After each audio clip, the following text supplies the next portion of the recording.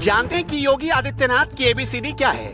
योगी सरकार ने कौन सी एबीसीडी की पढ़ाई पूरी की? चलिए आज हम आपको डिटेल बताते हैं। ए फॉर एंगर, किसी को भी गाली दे देना, मीटिंग में अधिकारियों को भला बुरा कह देना, नौकरी से निकालने की धमकी दे देना। बकवास मत बंद करो अपना। बी फॉर बुलडोजर, जो अयोध्या में चला। हिंदू वाला प्रोपेगेंडा चलाने के चक्कर में अयोध्या में गरीब आदमी के घर पर योगी सरकार ने बुलडोजर चलवा दिया, वो भी तब जब 4 साल का एक मासूम उस घर में सो रहा था। बुलडोजर ने उसे भी उठाकर फेंक दिया। सी फॉर क्राइम, एनसीआरबी के आंकड़े बताते हैं कि मर्डर, रेप, दलितों पर अत्याचार, महिलाओं पर जुल्म के मामले में उत्तर प्रदेश नंबर 1 बन गया है। ये बहुत ज्यादा पुरानी बात नहीं है। सिर्फ कुछ घंटे पहले आई एनसीआरबी की रिपोर्ट योगी सरकार के चेहरे से नकाब उतारकर फेंक देती है। D for death of democracy, नामांकन करने जा रही महिला का लखीमपुर खीरी में चीरहरण हुआ, पुलिस देखती रह गई। सरकार मौन होकर अपने गुंडों को शह देती रही। नौकरी मांगने वालों को लाठी से पीटा गया, फर्जी गिरफ्तारियां हुई और फर्जी एनकाउंटर का दौर चरम पर रहा। हाथरस में एक बेटी को रातों रात जला दिया गया और मीडिया कवरेज करने गए लोगों को रोका गया ताकि सच सामने ना आ सके। विरोधियों की आवाज दबाने की कोशिश हुई, कभी अखिलेश यादव तो कभी प्रियंका गांधी और कभी राहुल गांधी। इस सरकार के ऑर्डर पर धक्का मुक्की तक की गई। ब्लॉक प्रमुखों के चुनाव में क्या हुआ, लोगों ने इसे भी बखूबी देखा।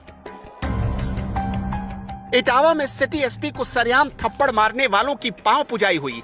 काकादेव थाने के हिस्ट्री शीटर के पांव पूजे गए और उसे बीजेपी में अधिकारी बना दिया गया था। एक हिस्ट्री शीटर को थाने से ही बीजेपी नेताओं ने भगा दिया, पुलिस कुछ नहीं कर पाई।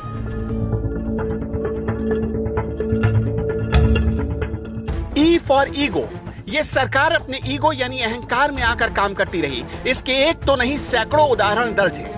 पत्रकारों को गाली दी गई, उन पर फर्जी मुकदमे लादे गए। जिसने भी योगी सरकार के खिलाफ जुबान खोली वो जेल पहुंच गया। आजम खान जैसे लोगों पर झूठे मुकदमे लादकर उनके खिलाफ बदले की भावना से कार्रवाई की गई। मुख्तार अंसारी हो या फिर अतीक अहमद, योगी को जिससे भी बैर था उन्होंने सिर्फ अपने ईगो को संतुष्ट किया। अधिकारी वर्ग में भी जिसने यूपी सरकार के खिलाफ मुंह खोला या योगी को जवाब देने की कोशिश की, उसे या तो जबरिया रिटायर कर दिया गया या अहंकार में आकर सीएम ने उसका तबादला कर दिया या उसका पेंशन भत्ता रोक दिया गया। याद है ना गौतम बुद्ध नगर के डीएम जिन्होंने कोरोना के बीच मीटिंग में सच बोल दिया तो योगी ने कुछ ही घंटे के भीतर उनका तबादला करवा दिया। अमिताभ ठाकुर ने योगी के खिलाफ चुनाव लड़ने का ऐलान किया तो उन्हें पहले घर में नजरबंद करवाया गया, फिर जेल में ठूस दिया गया। रिटायर्ड आईएएस सूर्य प्रताप सिंह पर कई फर्जी मुकदमे ला दिए गए, उनके भत्ते और पेंशन तक रोक दिए गए ताकि ये सारे लोग डर जाएं और कभी सरकार की सच्चाई लोगों को ना बता पाए। एफ फॉर फेक प्रोमिसेस, यानी झूठा वादा। इसमें तो योगी सरकार मास्टर रही। किसानों की आमदनी को लेकर झूठ बोला, नौकरी को लेकर झूठ बोला, कोरोना काल में ऑक्सीजन से कोई नहीं मरा ये तक झूठ बोला, आंकड़े छुपाए गए, गंगा में तैरती लाशों पर झूठ बोला, एक्सप्रेस वे पर झूठ बोला। सच से सरकार का दूर दूर तक कोई वास्ता नहीं था। अखिलेश यादव के काम का फीता काटते रहे योगी आदित्यनाथ और खुद का झूठा प्रचार करते रहे।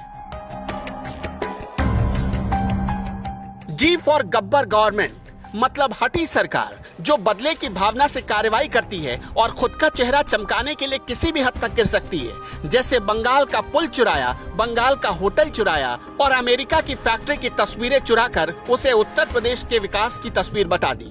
दुनिया हंस रही थी इस चोरी पर, लेकिन सरकार के अधिकारियों और खुद सरकार में जरा भी शर्म नहीं था, जो कम से कम इस पर सफाई ही दे देती। किस मुंह से सफाई देती? खैर, योगी सरकार की एबीसीडी का पार्ट 2 भी जल्द आपके सामने होगा।